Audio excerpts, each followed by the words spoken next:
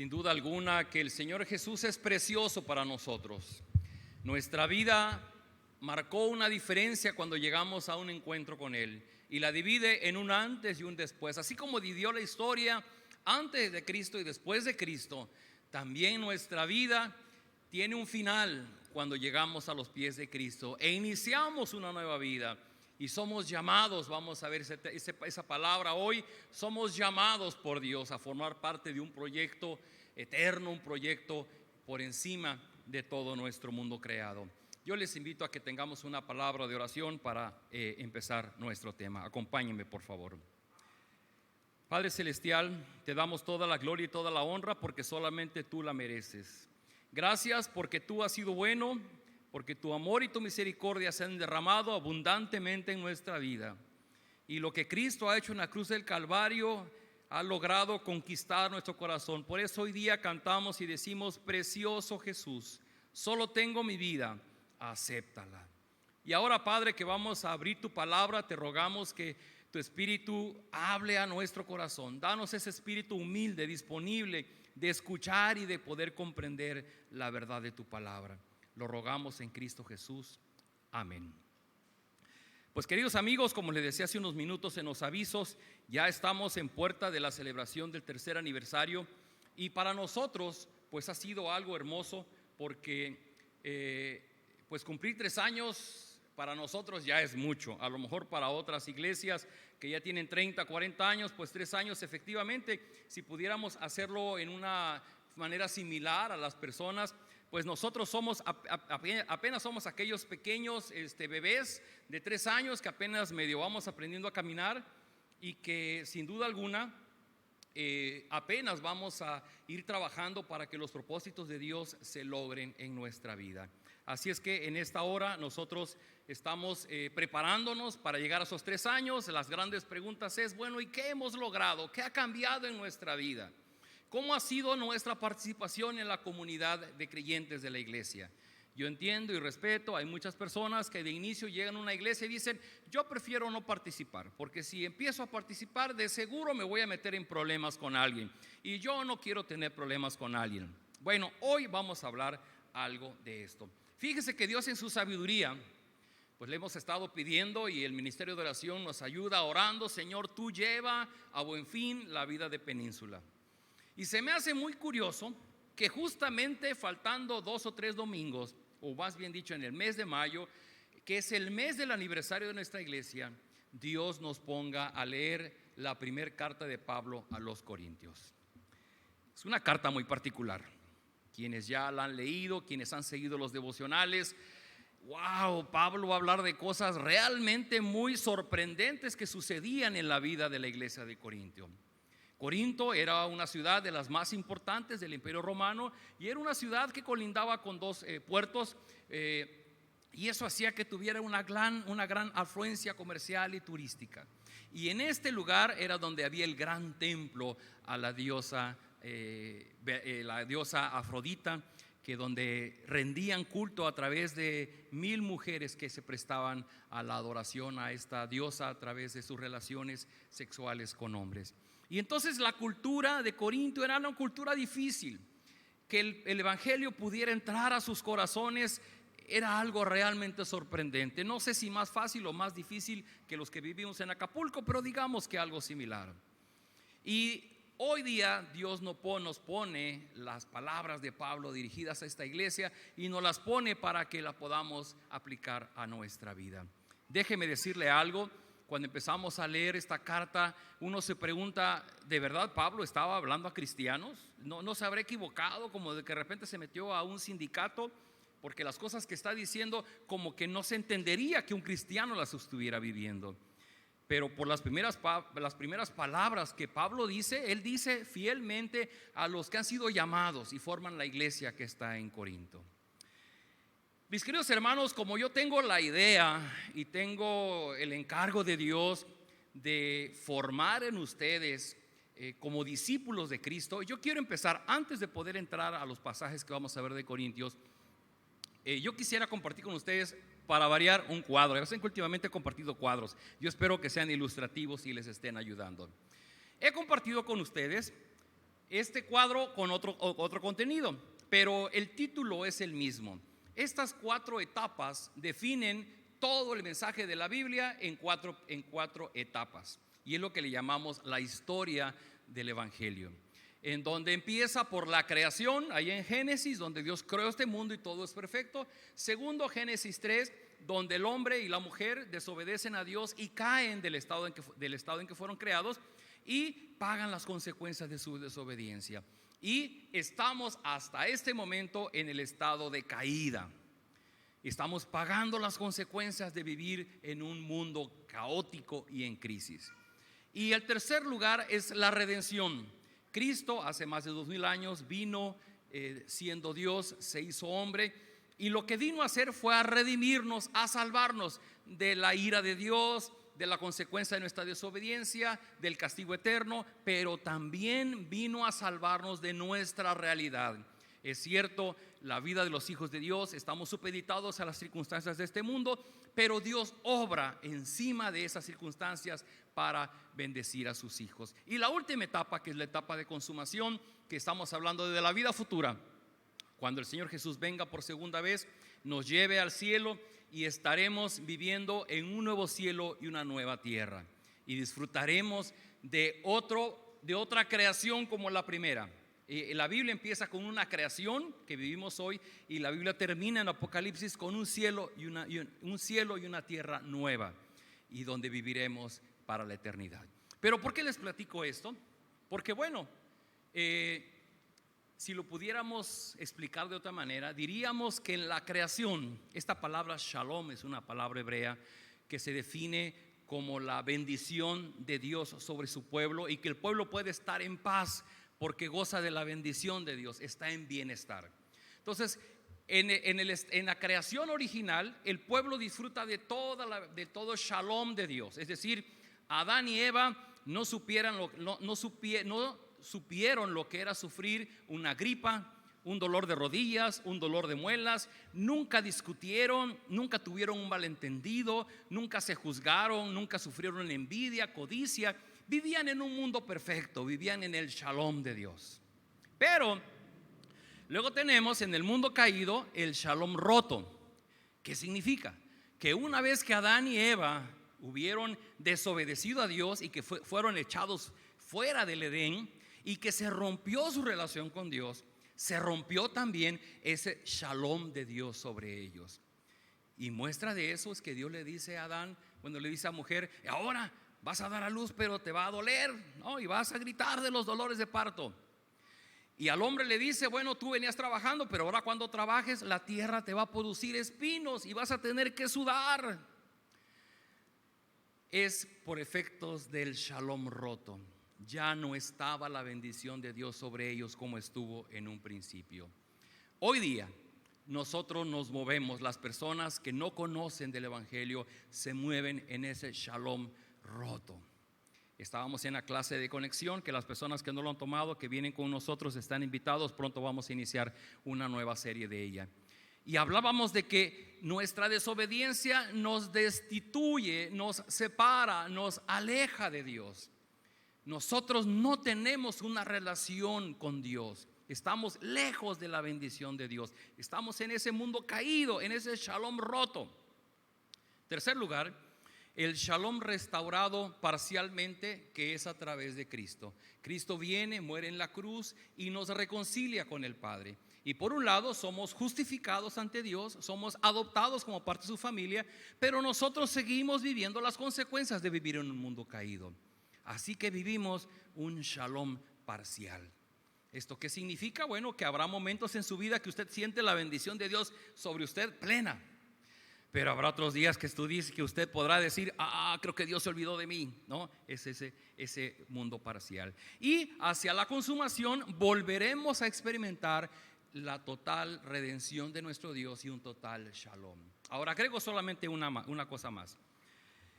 En el punto número 1 de la creación, ¿por qué le estoy diciendo esto? Porque hubo alguien que hizo este cuadro de la historia del Evangelio, y abajito dice las etapas de una comunidad en el Evangelio.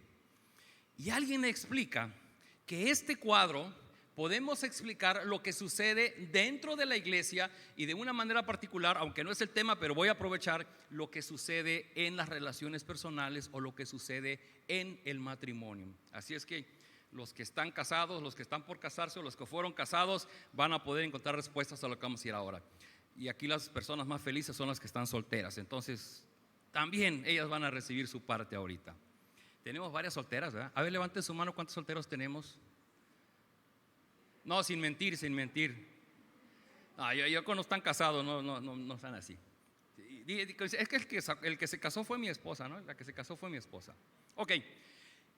¿Cómo se define esto? Y espero ser claro y breve porque tenemos que avanzar con el pasaje. En el mundo original, en el mundo creado, donde Adán y Eva vivían la realidad del shalom y de la paz de Dios, ese es lo que podemos definir como el punto inicial de un matrimonio o el punto inicial de una iglesia. Es decir, yo quiero recordar a mis hermanos de Península cuando empezamos hace 3 años allá dentro del salón, un 26 de mayo. ¿A poco no? Los primeros domingos fueron como de sueño.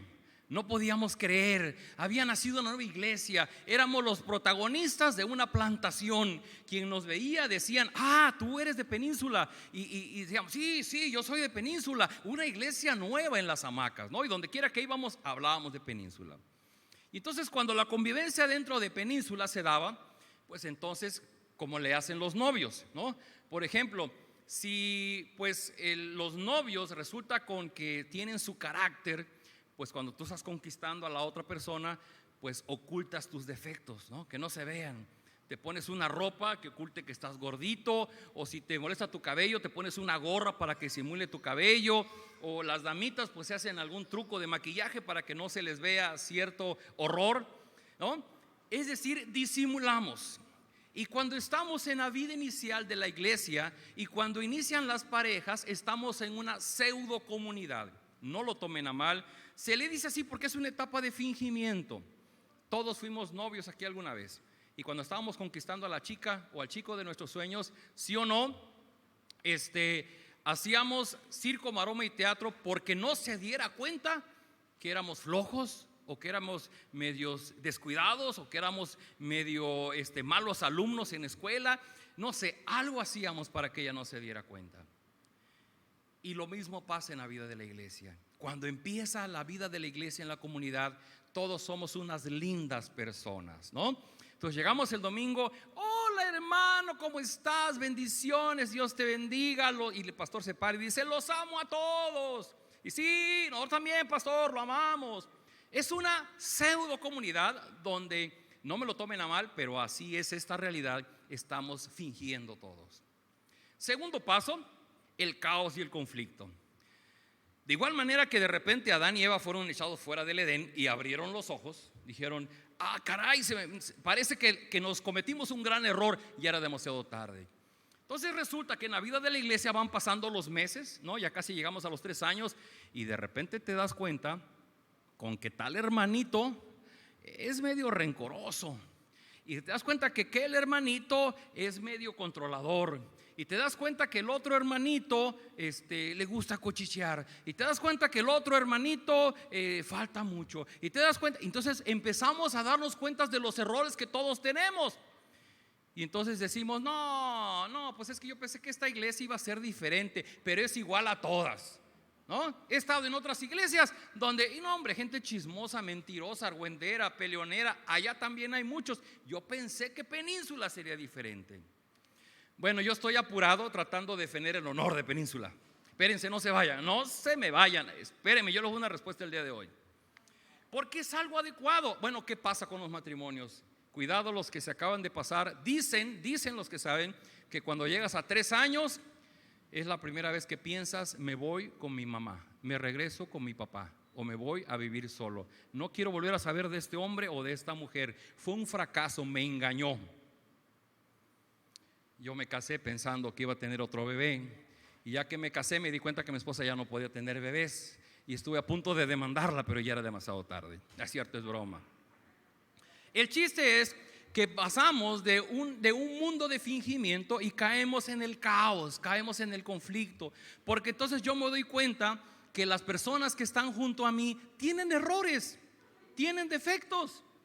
Y entonces la mujercita se da cuenta que su esposo pues no le gusta lavarse los dientes, y de repente come mucho y se acaba la comida que le tocaba a ella. O resulta que su esposo es muy gastalón y de la quincena pues le trajo la tercera parte porque el otro se lo gastó en la fiesta con los amigos.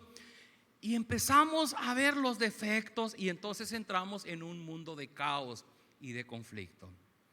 Yo no sé, Península, no tengo ojos de radiografía para saber cómo se sientan ustedes, pero por favor al rato me dicen cómo se siente. Si estamos todavía en el mundo de la pseudocomunidad, donde ven todo color de rosa y ven a los demás así como angelitos hechos carne, o si ya empezaron a ver que los hermanitos tienen de repente pues tienen sus pequeñas debilidades y sus pequeños defectos. Y de una vez pido disculpas si alguien se da cuenta que como pastor no soy tengo defectos. Les dije el domingo pasado, sí, su pastor tiene ídolos en su corazón. No les voy a decir cuáles son, pero tengo mis ídolos. Yo también, pues estoy apurado trabajando en ese tema. Y sigue la siguiente etapa. Hasta ahí lo voy a dejar, en el shalom restaurado, que es el momento de la confrontación espiritual. Y yo ruego a Dios que lo que hoy vamos a platicar tenga algo que ver con esto de la confrontación espiritual. Queridos hermanos, ¿por qué platico esto? Porque cuando hablamos de la iglesia de Corinto, hablamos de una iglesia con muchos problemas. Yo no diría, pero ¿qué no se habían convertido al evangelio? ¿Qué no ya habían nacido de nuevo? O sea, ¿cómo es que si ellos habían recibido del amor de Dios, no podían dar amor a los demás? ¿Cómo es que si Dios nos ha recibido a nosotros, así como somos de pecadores, por qué nosotros no podemos recibir a los demás, aunque sean pecadores? Y esta dinámica que tiene Corintios es muy interesante. Así que vamos a empezar, y yo les pido que me acompañen leyendo en la pantalla.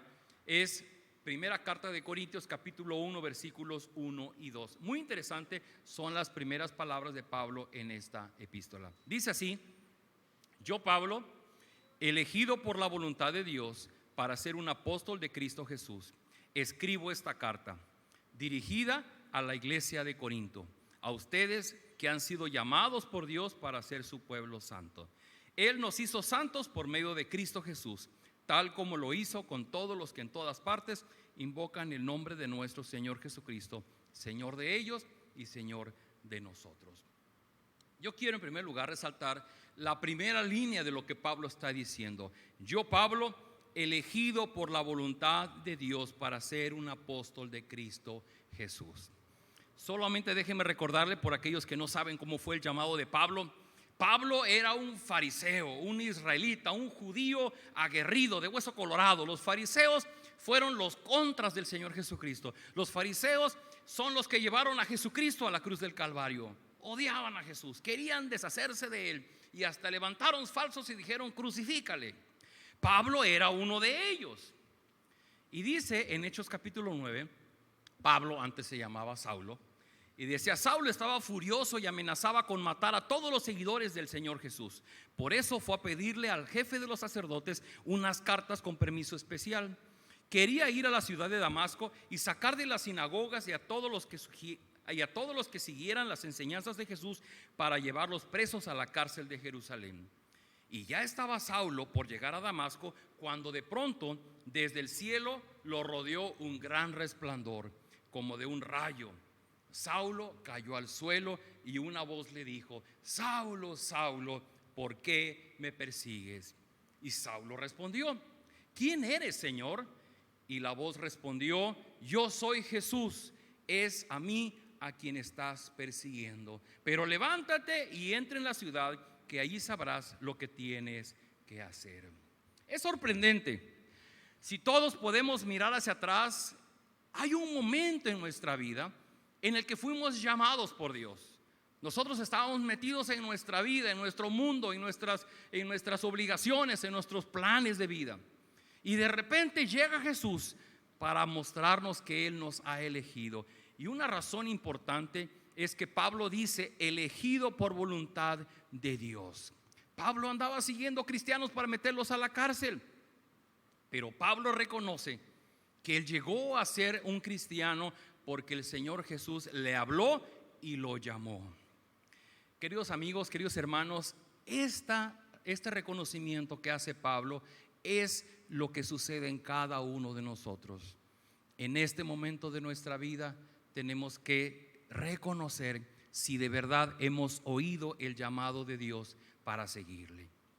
Porque hemos dicho en las iglesias, y lo digo con mucho respeto, en las iglesias llegan a ver gente religiosa, gente fanática, gente simpatizante, pero que no es un discípulo de Jesucristo, porque no ha escuchado el llamado de Dios. Cuando una persona recibe el llamado de Dios, pasa lo que le pasó a Pablo.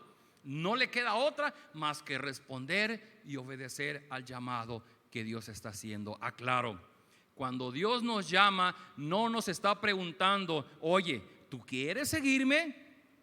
Cuando Jesús nos habla, nos dice: oye, sígueme. Es la diferencia.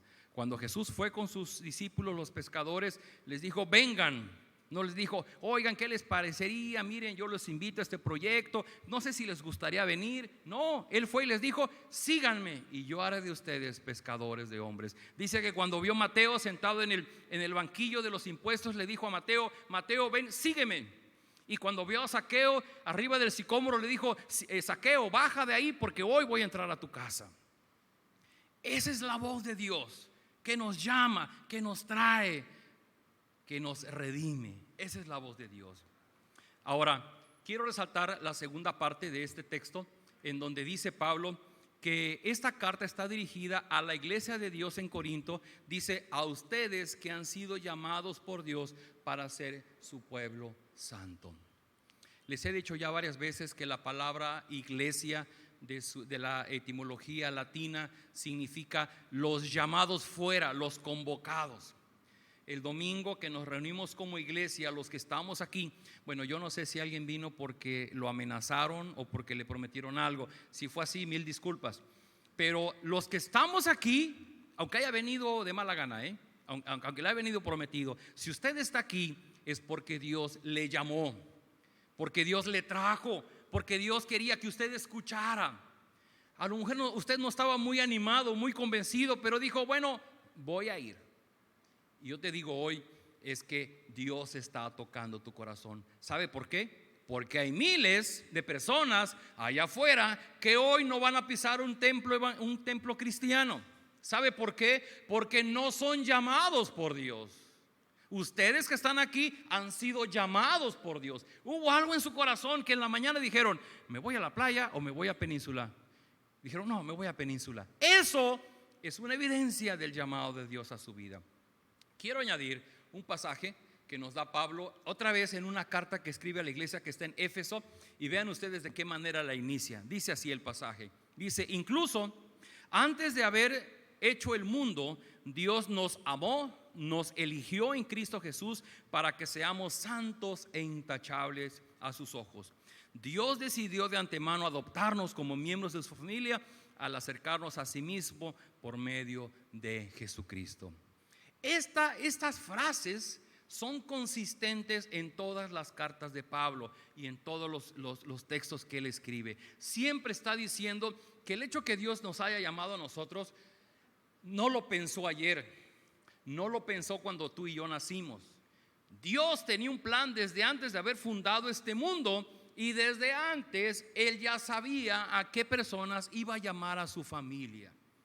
Así que lo que Dios está haciendo no es improvisación, está simplemente cumpliendo con su plan. Y quiero resaltar las tres cosas que dice Pablo aquí. Dice que Dios nos amó, y como nos amó, nos eligió. Y como nos eligió para que seamos santos. Y esto lo hizo lo hizo mediante Cristo. Esto es muy importante, porque si tú hoy día estás aquí y tú dices: pues sí, yo creo que yo escuché la voz de Dios, pero ¿para qué soy bueno? ¿No? Dios, ¿para qué me llamó? Bueno, aquí está la respuesta. Dios primero te amó, te eligió porque te amó.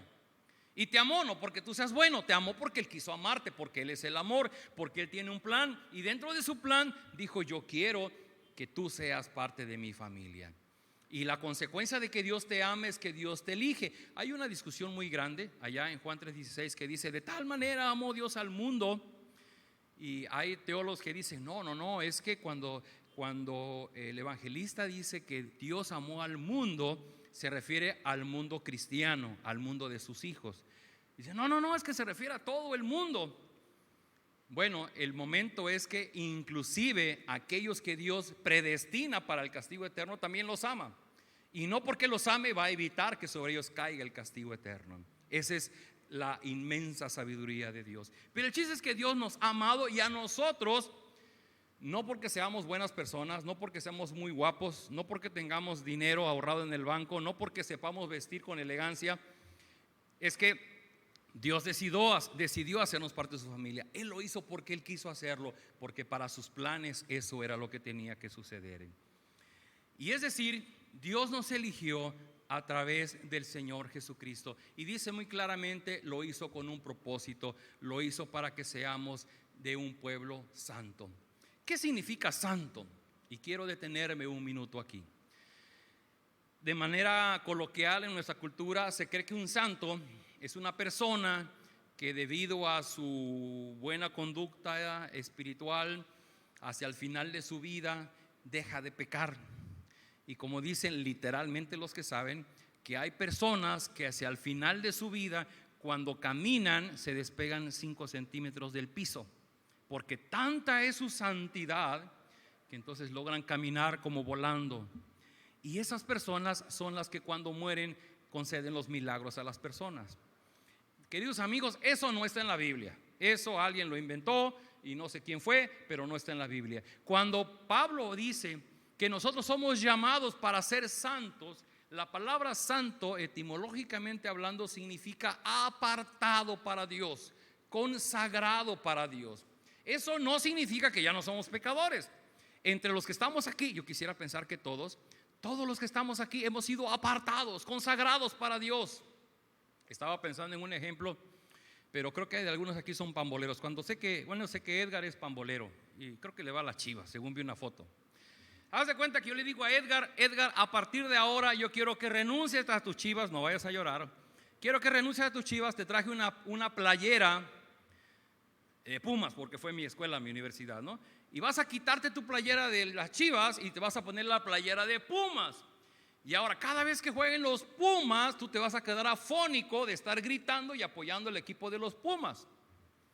Y dice Edgar, pero es que yo le voy a las Chivas. Sí, pero a partir de ahora tú vas a ser de los Pumas.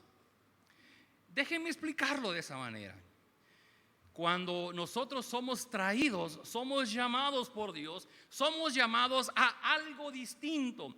No seguimos siendo del montón, somos seleccionados, somos elegidos. Elegido significa eso, que habiendo muchos, yo traigo a algunos para los propósitos de Dios. De tal manera que podemos concluir, sé que algunos todavía están batallando con esa verdad, están batallando con esa afirmación de que si la salvación se pierde, no se pierde. Les digo de una vez, espero que esto los convenza. De acuerdo a los pasajes que estamos viendo, la salvación es una decisión de Dios. Yo no decidí salvarme, Dios decidió salvarme. Dice la Escritura que todos somos pecadores, y dice en Romanos 3 que no hay justo ni aun uno, no hay quien busque a Dios. Es decir, pues una persona que de manera común hace el mal, pues ¿de dónde va a sacar de repente las ganas de hacer el bien? No se puede, a menos que Dios nos toque con su espíritu para que seamos redimidos. Entonces, la salvación es un acto de Dios. No soy yo, no soy que, es que voy a volverme piadoso, voy a hacer ayuno, me voy a ir al monte a orar para que Dios vea que soy una persona piadosa y entonces me salve. No, porque ya lo hizo a través de Cristo. Segundo, la salvación no es algo que está a nuestro alcance. A lo mejor usted dice, mire, es que yo soy buena persona, yo a nadie le hago mal. Sí, pero pues no nos damos cuenta del rencor, del odio, de la amargura que tú llevas dentro y que también es pecado delante de Dios. Así que, por todo lo que dice Pablo en esta carta, dice que somos llamados para que seamos santos. ¿Cómo podemos darnos cuenta que somos santos? Yo solamente te doy algunas ideas. Cuando dice que somos santos, somos llamados a ser parte de un pueblo especial. Queridos hermanos, si ustedes no lo sabían, esto que está aquí es algo muy especial para Dios. Tan especial que Dios dio a su Hijo Jesús en la cruz del Calvario por ustedes y por mí. Así que los que estamos aquí ya no pensamos como piensan los que no son hijos de Dios. Nosotros ya no hablamos el lenguaje como hablan los que no son hijos de Dios. Nosotros ya no reaccionamos con odio, con enojo, con ira, como reaccionan los que no son hijos de Dios. Nosotros ya no caemos en preocupación, en desesperación, en angustia, en tristeza, como los que no son hijos de Dios. Nosotros ya no vestimos como visten las personas que no son hijos de Dios. Nosotros ya no malgastamos nuestro dinero y ya no tiramos nuestra vida como lo hacen los que no son hijos de Dios. Ser santo significa vivir de una manera diferente, porque estamos ahora viviendo para los propósitos de Dios. De tal manera que cuando hay algo que usted hace en su vida y llega su amado pastor y le dice: ovejita mía, yo creo que debes de corregir esto en tu vida, y usted se molesta, ¿pero por qué? Es que a mí me gusta así y yo no lo voy a cambiar. Bueno, es que Dios está moviendo los corazones para que nosotros vivamos de una manera diferente. Yo le digo algo: ¿han visto ustedes una persona feliz? ¿Sí? ¿Se le nota o no se le nota? ¿No? Le acaban de dar el contrato de su vida, lo acaban de admitir en la universidad, acaba de recibir su título como profesionista, le subieron de grado, le subieron de sueldo, se acaba de comprar el coche que quería. ¿A poco esa persona no, casi se muerde las orejas de la sonrisa que trae? Una persona feliz se le nota. ¿Han visto una persona triste?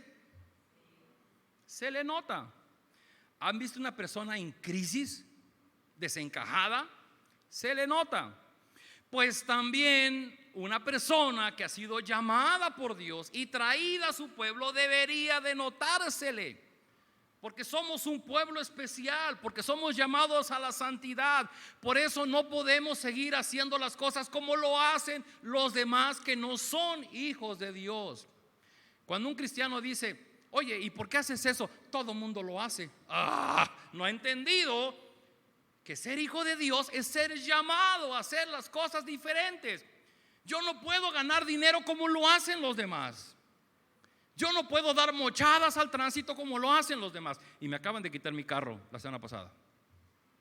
Yo no puedo decir mentiras, yo no puedo envidiar, yo no puedo ser rencoroso, yo no puedo hacer las cosas como lo hacen los demás. Por eso es que me da mucha curiosidad. No sé si esa persona me esté viendo en redes, pero del trabajo que hacemos en redes, hubo una persona que recientemente me escribió porque tomó la sesión de ídolos y hablaba del tema de los casados y los no casados, ¿no? Y me decía: oiga, es que entonces yo me tengo que casar. Pues sí, pero es que todo mundo, hay muchos que no lo hacen. Pues sí, pero esos no son hijos de Dios. Los hijos de Dios tenemos que hacerlo a la manera de Dios. Cuidado, ser llamado y ser santo, no santo de los que no pecan, santo de los que son apartados para Dios, se nos debe de notar, porque vivimos, pensamos, hablamos y hacemos las cosas de manera diferente. Ahora, yo quiero avanzar en este pasaje, otra vez en Corintios capítulo 1, ahora el versículo 10, y es que Pablo muy pronto en su carta empieza a decir esto. Lean conmigo, dice: les suplico, hermanos, en el nombre de nuestro Señor Jesucristo, que todos vivan en armonía y que no haya divisiones entre ustedes, sino que se mantengan unidos en un mismo pensar y en un mismo propósito. Digo esto, hermanos míos, porque algunos de la familia de Cloé me han informado que hay rivalidades entre ustedes. Recientemente aprendí que los 10 mandamientos, el primero de lo que Dios le dio a Moisés, el primero de los 10 mandamientos dice: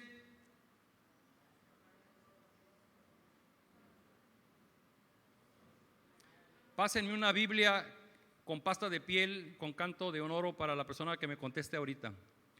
¿Cuál es el primero de los 10 mandamientos? Guarda la Biblia, no se la van a llevar. Ese es el primero de los 2 mandamientos que resumió el Señor Jesús. El primero de los 10 mandamientos que vamos a repasar en la clase de ídolos del corazón es: no tendrás dioses ajenos delante de mí.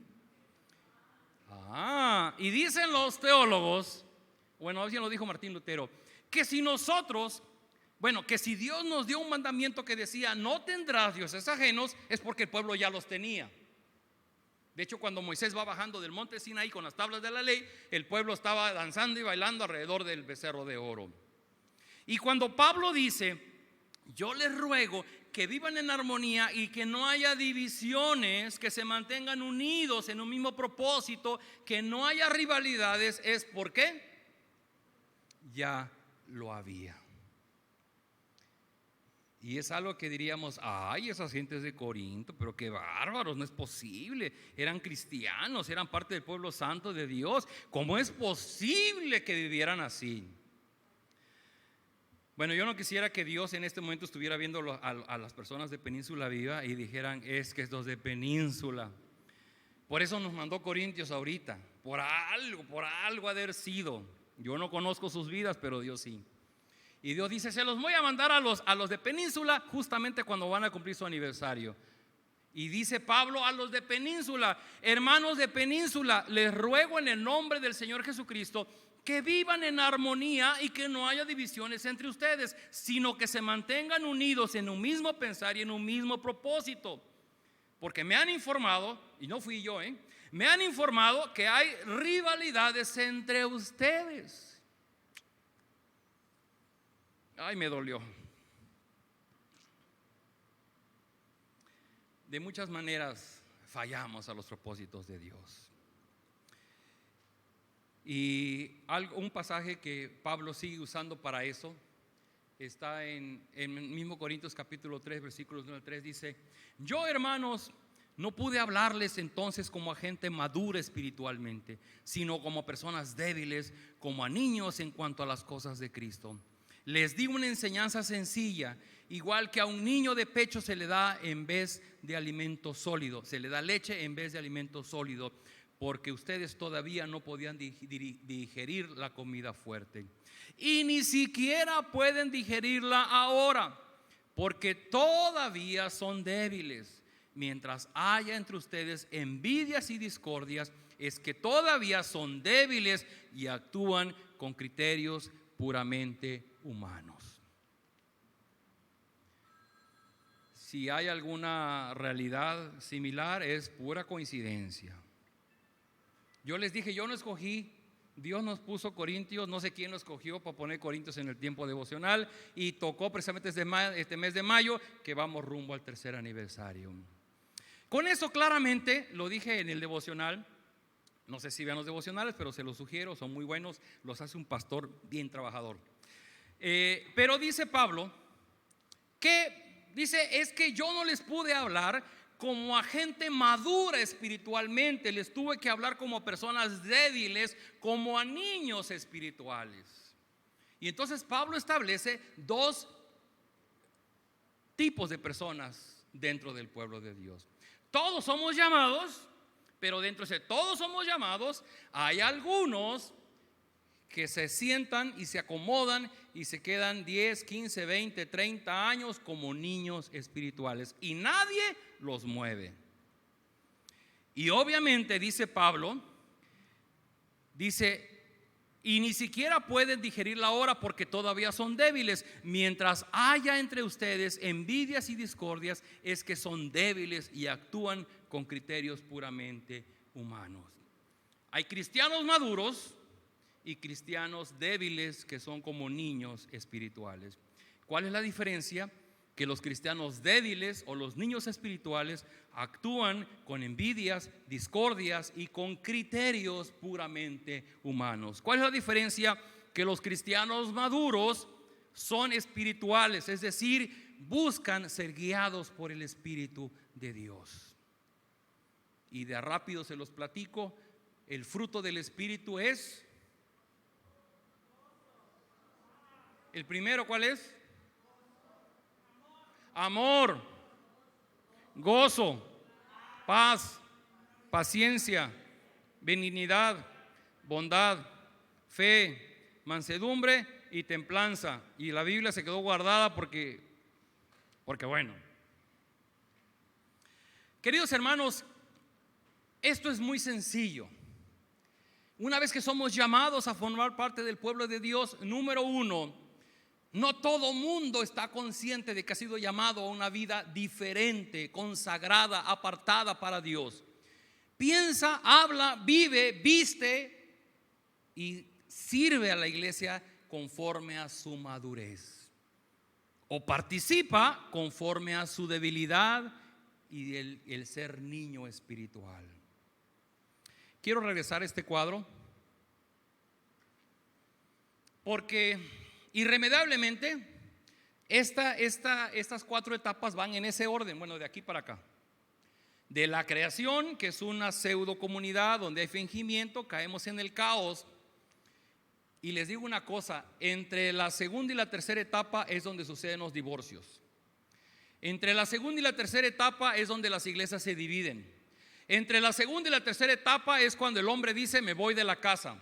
Entre la segunda y la tercera etapa es cuando el miembro de iglesia dice me cambio de iglesia. O cuando el pastor dice me voy de esta iglesia.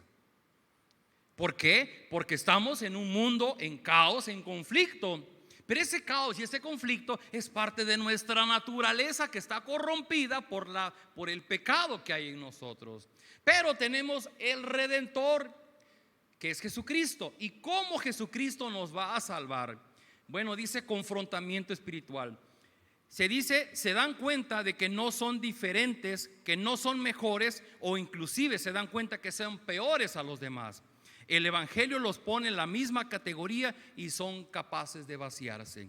Los miembros se confrontan ellos mismos con el evangelio y se dan cuenta que no tienen el control de nada. Solamente hay una manera de pasar de la caída hasta la consumación, y ese es pasando por el tercer punto, que es la redención. Y solamente hay una manera de pasar de la caída a la redención, que es a través del Señor Jesucristo. Yo te digo a ti, tu matrimonio está caído, está en conflicto. La única manera de salvar tu matrimonio es obrar la redención a través de Cristo, y eso va a requerir la confrontación espiritual, donde tú vas a tener que reconocer que toda la culpa que le echas al otro, en realidad la culpa la tienes tú. Puede ser que el otro tenga defectos y tenga errores, pero tu error más grande es tu falta de amor, porque dice que la Escritura que el amor cubrirá multitud de pecados. Hoy día hay muchos pretextos para poder divorciarse, pero todos esos pretextos solamente van a evidenciar una profunda capacidad de amar. El cristiano que se postra delante de Dios y que le dice: Señor, enséñame a amar a mi esposa, o la mujer, enséñame a amar a mi esposo como tú me has amado a mí. ¿Usted es perfecto? ¿Usted tiene defectos? Y muchos. Y Dios no te ha dicho: mira, como yo ya te dije y no entiendes y sigues de necio, pues ¿sabes qué? Mejor te voy a cortar, ya, te echo fuera. Dice la Biblia que el llamado de Dios es irreversible, porque la salvación depende de lo que Dios hizo. Por eso hay esa frase muy común que decimos: Dios ha decidido llamarte y sabe tu pecado desde que naciste hasta el día de hoy, y conoce tu pecado que estás haciendo hoy, y conoce tu pecado desde hoy hasta el último día de tu vida. Dios no tiene los ojos tapados, a Dios no lo estamos engañando. Dios no está en una pseudo comunidad, Dios no está en una etapa de fingimiento. Dios sabe nuestra realidad. Lo que nosotros necesitamos para pasar de la caída a la redención es ser honestos, ser francos y confrontarnos con el evangelio. Reconocer que la culpa es nuestra. Queridos hermanos de Península, si las cosas de repente empiezan a complicarse en Península, la culpa no es de su hermano, la culpa es de usted. Hay algo que usted está haciendo mal, o hay algo que usted ha dejado de hacer, motivo por el cual las cosas empiezan a complicarse. Y sí, hay iglesias que tienen 40, 50 años, y ¿para qué les platico? La única manera de avanzar en las relaciones de matrimonio, en las relaciones de iglesia, es a través del Señor Jesucristo. Porque, queridos hermanos, sin duda alguna,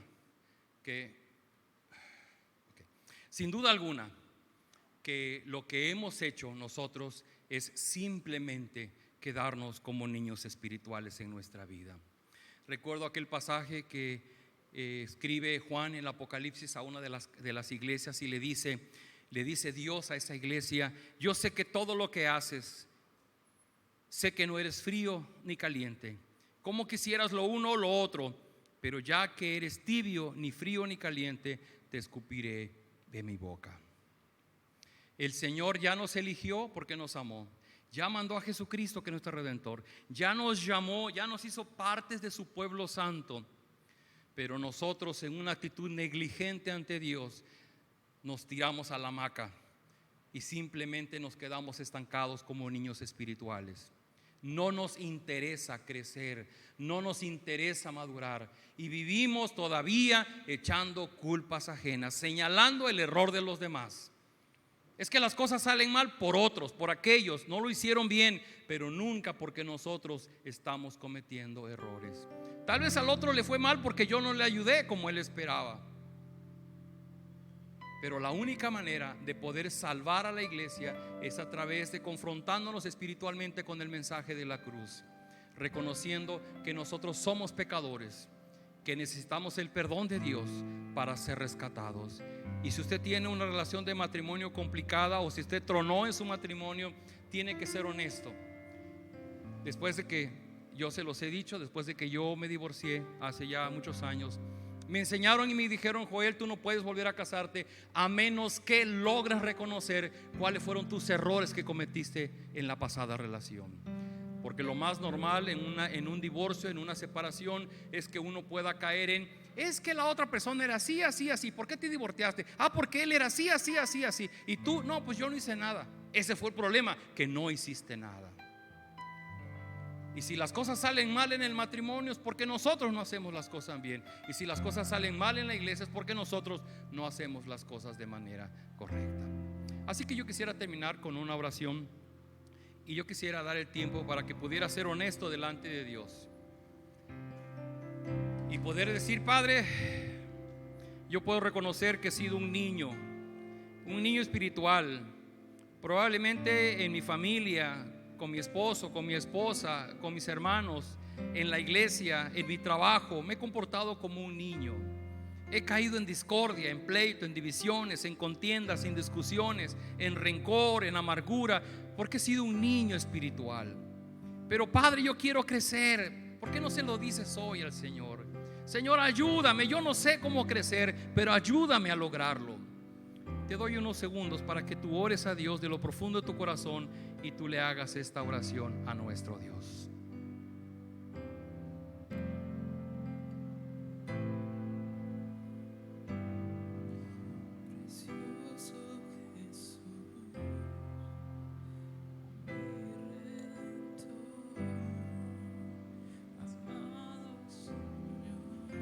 Padre Celestial, tu palabra es muy clara. Pablo escribió a los Corintios, pero tú hoy usas esa palabra para hablarnos a nosotros, miembros y congregantes de Península Viva, que también tenemos un matrimonio, tenemos una familia y participamos activamente de esta iglesia. Señor, tú pones delante de nosotros que podemos comportarnos como niños espirituales, como personas débiles, o podemos portarnos como personas maduras que viven siendo guiadas por tu Espíritu. Señor, hoy queremos pedirte que nos perdones si nos hemos dejado atrapar por la negligencia, por la pasividad, hemos sido tibios delante de ti. Que tu Espíritu Santo nos infunda la pasión y el amor a tu palabra, a la oración, a nuestros hábitos como cristianos, para revivir nuestra fe, para que nuestra fe sea conmovida, sea edificada, sea construida, para que nuestra fe madure y que cada uno de nosotros pueda crecer como un hijo tuyo. Saber que los problemas que tenemos en el matrimonio se pueden arreglar, tienen solución. Si tan solo tú obras en mí y me das de tu amor, de tu sabiduría, si yo me dejo guiar por tu Espíritu, la crisis se puede resolver. Sabiendo que si yo me sigo portando como un niño, peleando por mi derecho, peleando por mi corazón egoísta y egocéntrico, vamos a acabar despedazando nuestro hogar. De igual manera en la iglesia, Señor, no queremos dañar la vida de tu iglesia, al contrario, queremos ser parte activa en su construcción. Danos la capacidad de ser guiados por tu Espíritu, que aprendamos a vivir en amor, en gozo, en paz, en templanza, en paciencia, para ser catalizadores del crecimiento dentro de la vida de tu iglesia. Toma nuestras vidas en tus manos, te lo rogamos en Cristo Jesús. Amén.